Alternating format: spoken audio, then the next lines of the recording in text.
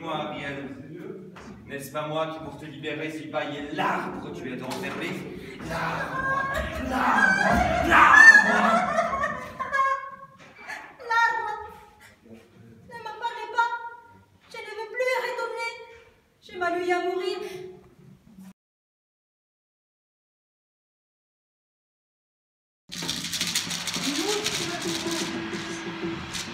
J'attends que vous ayez commencé avant de... Oui. D'accord.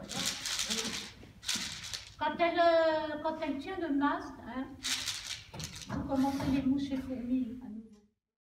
Nous avions déjà fait une résidence pour le montage de Le départ de Christophe Colomb et de Othello, à la manière de la Commedia dell'arte. Et là, pour le montage de Entre deux tempêtes, nous sommes venus toute la semaine pour régler les lumières, les déplacements dans l'espace et profiter du très bon accueil qu'on nous donne toujours ici. C'était comme ça du temps de Shakespeare. Hein. Ah. Et d'ailleurs, à l'époque, hein, vous n'auriez même pas eu le droit de monter sur scène. Quoi? Mais non, mais à l'époque, je veux dire... Attends, Pierre. Merci. Non, mais aujourd'hui, c'est bon. Non, mais... Non, Excusez-moi, pardon, excusez-moi. Est-ce qu'on peut juste avoir un minimum de respect pour William Shakespeare? Merci. Oui, ce serait plus noble. Ouais, tu veux dire plus blanc, ouais? La difficulté de ce spectacle, c'est de faire du théâtre dans le théâtre, c'est-à-dire des acteurs qui prennent certaines scènes de Shakespeare, puis certaines scènes de Aimé Césaire, qui passent de l'une à l'autre en redevenant des acteurs tout en étant en scène. Donc ce sont ces moments-là que nous vérifions surtout.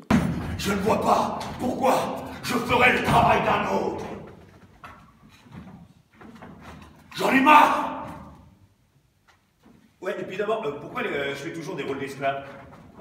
Bah oui, pourquoi c'est toujours moi qui fais l'esclave? Pourquoi Caliban, par exemple, il n'aurait pas une scène d'amour? Ouais, c'est pareil. Bon, il y a un personnage dans l'histoire qui s'appelle Caliban, qui est l'indigène de l'île et qui devient l'esclave de Prospero, un blanc qui est arrivé sur l'île, qui a été banni de son pays, de son duché de Naples, et qui se retrouve sur l'île et dans une barque, il échoue sur cette île et il en devient le maître. Sire, voici une clairière, Nous pourrions nous y reposer, si... Qu'en pensez-vous? Bien, très bien. Sire, si cette île est habitée comme je le pense, et que nous la colonisons ce que je souhaite, il faudrait, sire, nous garder de la civilisation, qui restent ce qui sont, des sauvages, sans complexe et complications. Oui, je vois quelque chose comme un parc de jouvence où nous viendrions périodiquement rafraîchir nos âmes citadines. Césaire, lui, il voit ça sous l'œil de la colonisation, c'est-à-dire le blanc qui arrive sur les îles, qui s'approprie les îles et qui met tout le monde à son service. Voilà, et donc c'est tout... Alors qu'à l'époque de Shakespeare, je reviens donc du coup à Shakespeare, le petit indigène qui se révolte dans la pièce, c'est rigolo. Parce qu'un noir qui se révolte, c'est ridicule en fait à l'époque. Alors on la souille, on la piétine. Mais moi, je la respecte. Parce que je sais qu'elle est vivante.